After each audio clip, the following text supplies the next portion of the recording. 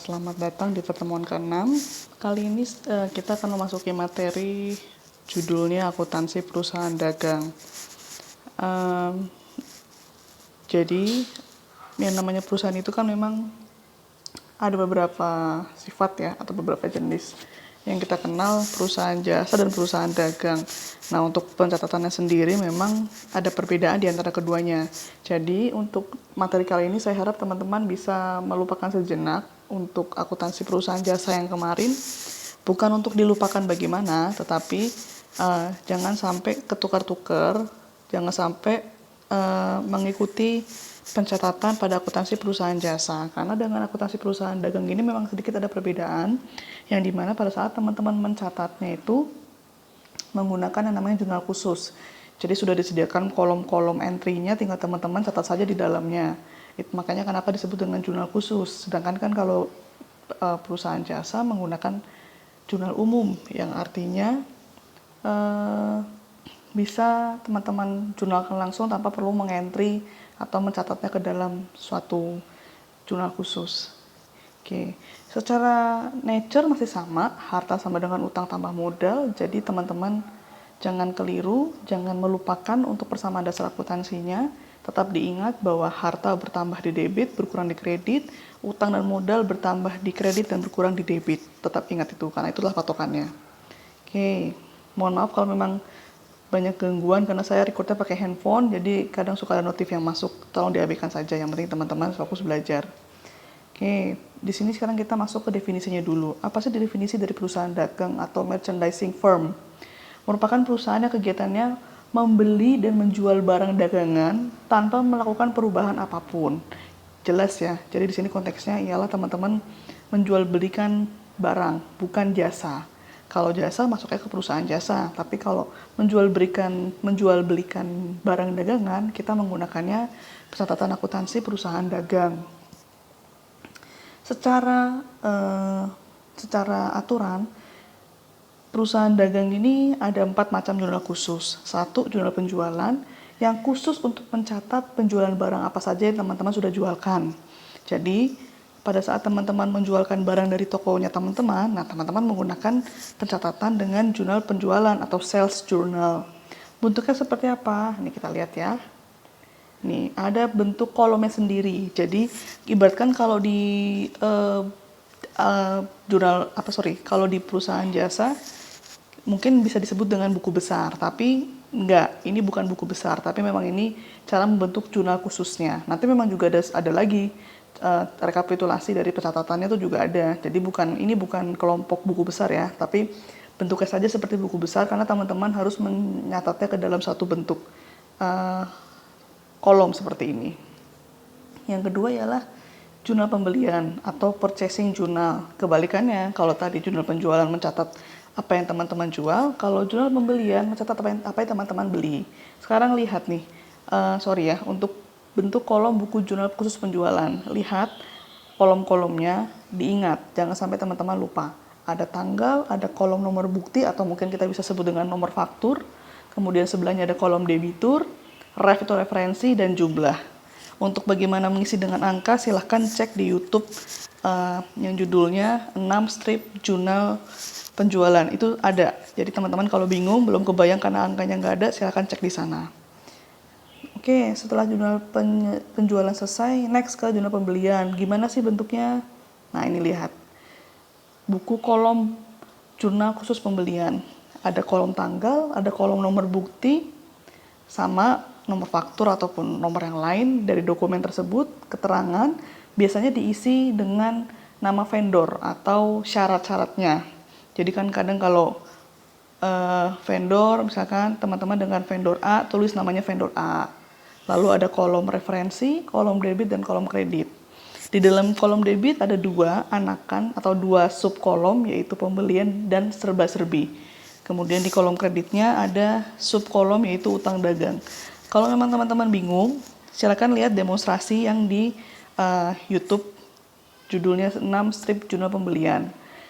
Secara nature, teman-teman harus ingat, pada saat teman-teman membeli barang dagangan apapun, ingat ya, barang dagangan, bukan membeli aset, membeli peralatan. Misalkan teman-teman adalah eh, seorang accounting di toko buku Maju Bersama. Nah, pada saat toko buku Maju Bersama mungkin membeli buku dari para penulis, nah teman-teman masukkan di pembelian ini angkanya. Misalkan membeli buku dari penulis A. Nah, teman-teman tulis keterangan pembelian buku A. Debitnya dimasukkan di kolom pembelian di bawahnya. Misalkan 2 juta, tulis 2 juta.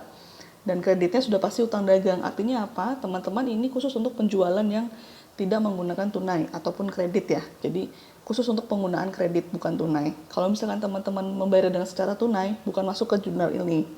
Ini khusus untuk pembelian yang teman-teman gunakan pada saat menggunakan non tunai atau kredit. Kalau misalkan di perusahaan jasa, mungkin biar teman-teman nggak bingung ya. Kalau di perusahaan jasa, mungkin kita bisa bilang pembelian itu di kreditnya kita menggunakan utang. Oke. Tapi di bagian debitnya misalkan kita membeli contoh peralatan. Nah, peralatan pada utang. Artinya apa? Kita membeli nggak pakai tunai. Nah, ini juga sama. Kalau jurnal pembelian itu sifatnya seperti itu. Jadi akuntansi perusahaan jasa. Jadi membelinya tidak secara tunai tetapi secara kredit. Nah, kalau misalkan teman-teman membeli peralatan, teman-teman jangan tuliskan angkanya di kolom pembelian, tapi tuliskan di kolom serba-serbi. Jadi serba-serbi ini khusus kolom atau kolom khusus selain pembelian, selain akun pembelian, yang artinya contoh peralatan, aset, perlengkapan, semua dimasukkan ke dalam serba-serbi. Ingat ya, kolom serba-serbi khusus untuk di luar akun penjualan. Jadi kalau misalkan di jurnal akuntansi perusahaan dagang, kita mengenal namanya akun penjualan dan akun pembelian. Sama seperti kas, akun piutang. Nah, di kita juga ada nih di akuntansi perusahaan dagang, akun penjualan dengan akun pembelian. Kalau akun penjualan, teman-teman tuliskan di bagian sini nih, buku jurnal khusus penjualan. Itu untuk akun penjualan. Tapi kalau akun pembelian, maka ditulisnya di sini. Tuh, debitnya ada pembelian. Jadi kalau untuk perusahaan dagang, teman-teman nggak bisa menentukan akunnya dengan semena-mena, karena ada standar yang berlaku untuk penulisan buku jurnalnya. Seperti ini. Begitu ya. Terus yang ketiga ialah jurnal penerimaan kas. Tadi kalau teman-teman beli, otomatis kan teman-teman mengeluarkan uang. Tapi di sini jurnal pembeliannya tidak menggunakan uang. Sedangkan kalau teman-teman melakukan penjualan, maka seharusnya teman-teman mendapatkan penjualan. Tetapi untuk yang khusus untuk jurnal penjualan atau buku jurnal penjualan ini, teman-teman melakukan penjualan tetapi dengan bersifat piutang. Yang artinya apa? Teman-teman tidak mendapatkan uang pada saat itu juga. Kayak gitu ya. Bedakan, karena nanti ada namanya jurnal pengeluaran kas. Kalau pengeluaran kas ialah pada saat teman-teman melakukan pembelian, tetapi menggunakan uang tunai. Nanti juga ada jurnal penerimaan kas. Jurnal penerimaan kas merupakan jurnal yang dibikin pada saat perusahaan teman-teman melakukan penjualan, tetapi teman-teman langsung dapatkan uangnya. Contoh misalkan ada vendor membeli barang dari teman-teman nih, dari toko bukunya teman-teman, terus teman-teman langsung mendapatkan uang. Kalau misalkan di jurnal penjualan ini, di jurnal penjualan yang teman-teman tidak mendapatkan uang pada saat itu, pada akuntansi perusahaan jasa, cara mencatatnya ialah debitnya piutang, kreditnya pendapatan. Ingat kan? Jadi pada saat teman-teman mendapatkan pendapatan tetapi belum diakui pada saat itu, diakuinya sebagai piutang terlebih dahulu. Nah, itu kalau di bagian akuntansi perusahaan jasa. Tapi kalau di akuntansi perusahaan dagang, menggunakannya bukan piutang pada pendapatan, tapi piutang pada penjualan. Jadi debitnya piutang, kreditnya ialah penjualan. Itu untuk yang jurnal penjualan. Tetapi kalau untuk yang jurnal penerimaan cash, artinya teman-teman menjualkan barang dan teman-teman langsung mendapatkan uangnya di saat itu juga, maka jurnalnya ialah kas pada debit, kemudian penjualan pada kredit. Ingat ya, nature dari akun penjualan ialah di kredit. Nature dari akun pembelian ialah di debit. Kenapa? Karena untuk jurnal dari pembelian ini ialah debitnya pembelian, jadi debit teman-teman tulis akun pembelian, kreditnya ialah utang dagang. Dengan asumsi teman-teman melakukan pembelian tidak menggunakan uang tunai. Tetapi kalau teman-teman menggunakan uang tunai, teman-teman tidak bikin yang namanya jurnal penerimaan kas. tetapi jurnal pengeluaran kas, ya. Kalau untuk jurnal pengeluaran kas ini sudah pasti debitnya pembelian dan kreditnya ialah kas. Sekarang kita lihat dulu nih bentuk buku jurnal khusus penerimaan kas. Lihat kolom-kolomnya, ada kolom tanggal, kolom nomor bukti, keterangan, referensi, dan debit kredit. Di debit kredit itu ada 2 subkolom, yaitu kas dengan potongan penjualan. Kemudian di kolom kredit ada 3 subkolom, kolom piutang, penjualan, dan serba-serbi. Artinya apa? Pada saat teman-teman menerima kas, piutangnya kan bergeser nih ke kredit. Bener nggak? Karena kan secara nature piutang itu adanya di debit. Sedangkan kalau teman-teman menerima uangnya, maka dia akan bergeser ke bagian piutang. Nah, di debit ini ada yang namanya akun potongan penjualan. Jadi, tidak semua pembayaran dari vendor dapat teman-teman dapatkan full.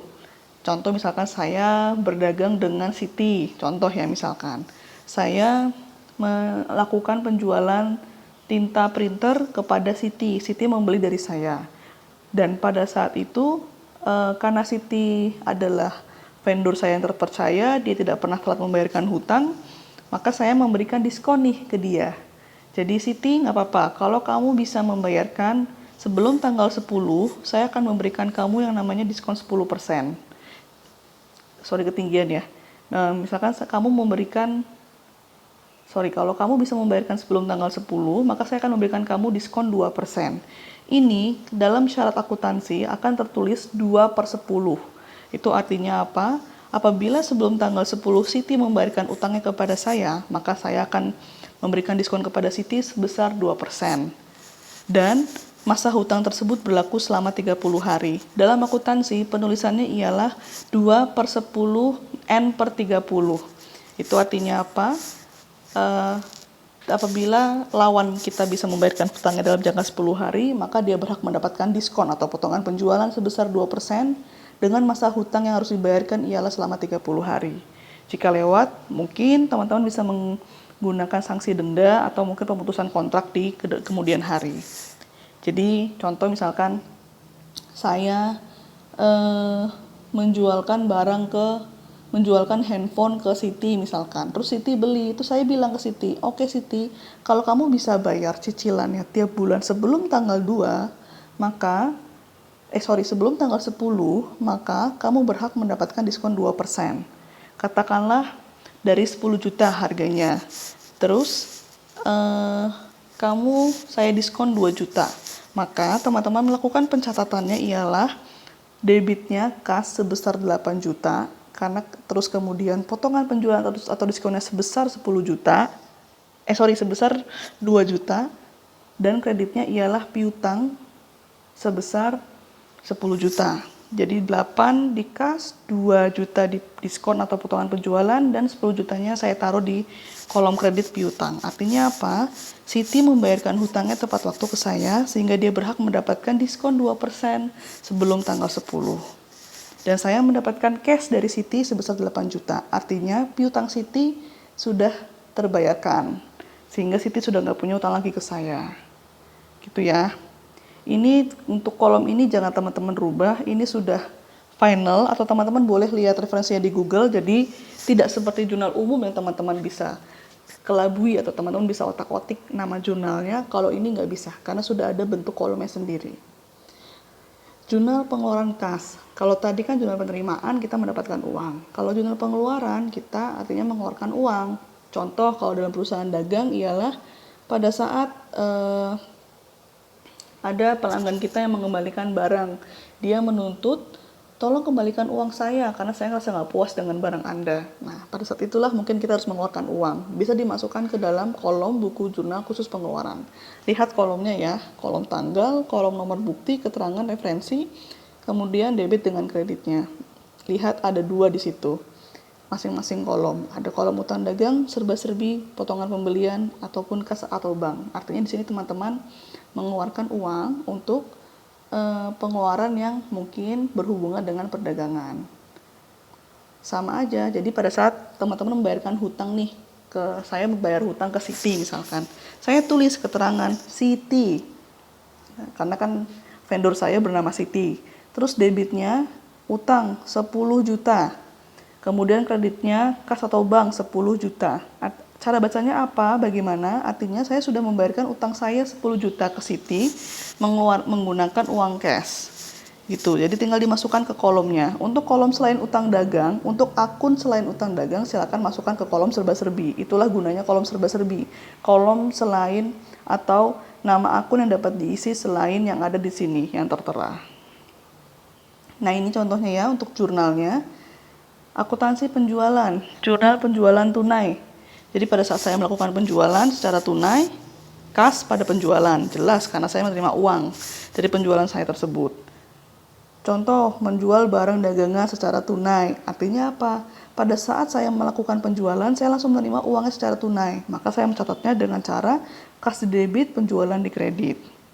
Kemudian jurnal penjualan kredit, ini artinya saya melakukan penjualan tetapi belum saya terima uangnya. Kalau di akuntansi perusahaan jasa, piutang pada pendapatan. Gitu ya. Kalau untuk yang nomor 1, kas pada pendapatan. Itu untuk teman-teman menjembatani bagaimana menyamakan persepsi untuk perusahaan jasa dengan perusahaan dagang.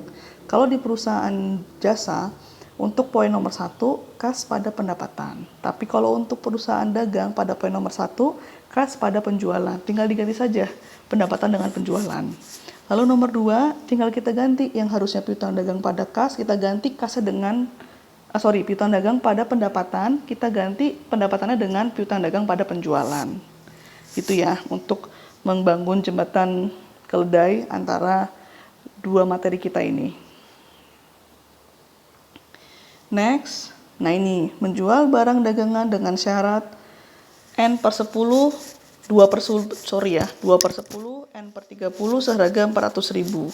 Artinya apa? Di sini ada syaratnya bahwa apabila dia membayarkan sebelum tanggal 10, dia akan berhak mendapatkan diskon 2%. Tapi pada saat kita menjualkan barangnya, kita nggak langsung mencatat itu dulu. Kita mencatatnya ialah piutang dagang pada penjualan. Sama kayak piutang dagang pada pendapatan di perusahaan jasa. Tapi kalau ini piutang dagang pada penjualan. Kita tidak perlu menghitung terlebih dahulu berapa diskonnya, karena kan kita mencatat di bagian awal. Nanti kalau sudah si vendor melakukan pembayaran ke kita, baru kita catat dan kita hitung berapa yang kita terima dan berapa diskonnya. Jurnal retur. Nah ini, kalau misalkan ada barang yang dikembalikan, artinya kita harus bertanggung jawab dong mengganti biaya tersebut. Maka jurnalnya ialah retur di debit pada kas di kredit.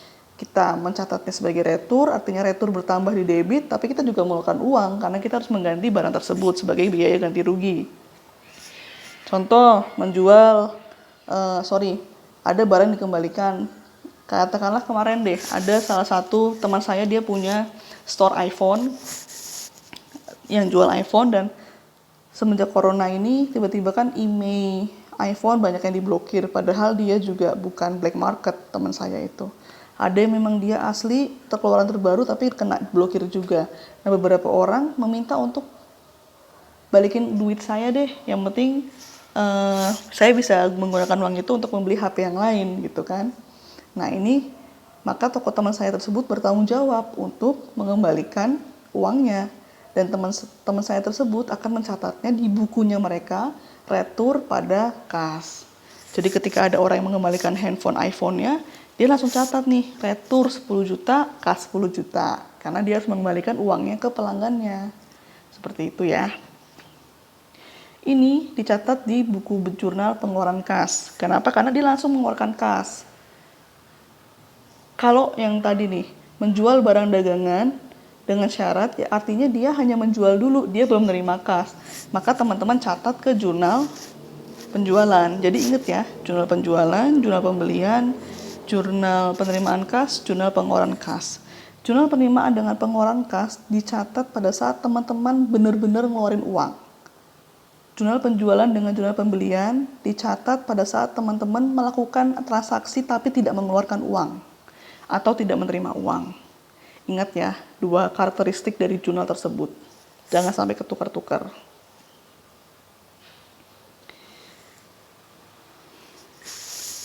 Atau pada saat teman-teman ada jurnal retur penjualan kredit nih. Nah, kalau tadi kan di sini jurnal retur dengan cara mengeluarkan kas. Kalau ini dikembalikan dengan cara mengurangi pendapatannya teman-teman. Ya gampang, debitnya retur, kreditnya pada piutang dagang, karena teman-teman di sini tidak mengeluarkan uang. Jadi tidak dicatat di jurnal pengeluaran kas, tapi dicatatnya untuk jurnal umum atau bukan jurnal penjualan, bukan juga jurnal pembelian, gitu ya. Nanti kalau misalkan saya ngomongnya ada yang keliru di sini, silakan teman-teman dengarkan di video YouTube saya. Karena kadang saya suka terlalu lama ngomong ini, jadi saya agak-agak buyar juga konsentrasinya. Tapi kalau untuk yang jurnal-jurnal tadi sudah saya materi video yang lain sudah saya benar-benar kemas dengan istilahnya dengan cepat ya, jadi teman-teman bisa mendengarkan langsung. Oke, terus nah ini kalau ada jurnal potongan penjualan atau sales discount. Jika pada saat itu teman-teman langsung memberikan diskon kepada pelanggannya, gampang, tinggal kas, potongan penjualan, dan penjualan. Artinya apa? Misalkan nih, saya langsung bayar, saya beli handphone, langsung ke tokonya. Tadi, ya udah deh kalau ibu bisa bayar sekarang, kata tukang handphonenya nih, saya kasih diskon 2 juta dari harga 10 juta. Nah, jadi toko tersebut mendapatkan cash 8 juta, tapi dia juga mencatat diskon ke saya sebesar 2 juta, tapi dia berhasil menjualkan barang tersebut secara utuh, dan kita tuliskan di sini 10 juta. Artinya pada saat itu saya bisa bayar di tempat langsung kas potongan pada penjualan. Gitu ya. Nih. Tapi kalau pada saat dia bilang, saya pakai cicilan ceritanya nih. Ya udah Ibu bayarnya di bulan depan kalau gitu. Ya udah. Jadi Ibu bayarnya pada saat ini ya, pada saat Ibu bayar nanti langsung aja bayar 8 juta gitu. Nah, kalau ini artinya kan dia akan mencatat potongan penjualan pada saat saya membayarkan handphone tersebut, bukan? Maka pada saat saya membayarkan handphone tersebut, pihak toko bisa mencatat dengan kas potongan penjualan pada piutang dagang. Ingat ya, kalau di perusahaan jasa piutang usaha, kalau ini piutang dagang. Seperti itu. Jadi kas potongan penjualan piutang dagang ini dicatat pada saat toko atau perusahaan Bapak Ibu, teman-teman semuanya sudah mendapatkan pembayaran dari vendor terkait. Nah, kalau tadi ialah pencatatan penjualan, sekarang pencatatan pembelian. Sama saja, kalau tadi kan menjual kas pada penjualan, karena kan kita mendapatkan uang, atau piutang pada penjualan, karena kita mendapatkan piutang. Tapi kalau pembelian dibalik, nature dari pembelian ada di debit. Jadi misalkan saya beli barang, tinta printer, karena saya memang jualannya tinta printer, maka saya tulis pembelian pada kas, kalau saya langsung bayar tunai. Tapi kalau misalkan saya belinya nggak tunai, saya bilang ke toko tintanya, saya bayar bulan depan deh. Maka lihat poin 2, jurnalnya ialah pembelian pada utang dagang. Oke. Terus kalau misalkan saya komplain nih, wah tintanya bleber kemana-mana, saya minta balikin gitu kan. Saya bilang ke vendor tintanya, bang tintanya bleber kemana-mana nih, saya minta retur dong. Maka kalau tadi dari segi toko yang berlawanan mencatatnya retur pada kas karena dia harus mengeluarkan kas, kalau saya sebagai penerima kebalikan, kas pada retur pembelian karena saya mendapatkan uang biaya ganti rugi dan saya mencatatnya sebagai retur di bagian kredit. Artinya saya sudah tercatat atau terrecord melakukan komplain nih, saya minta ganti rugi dong gitu.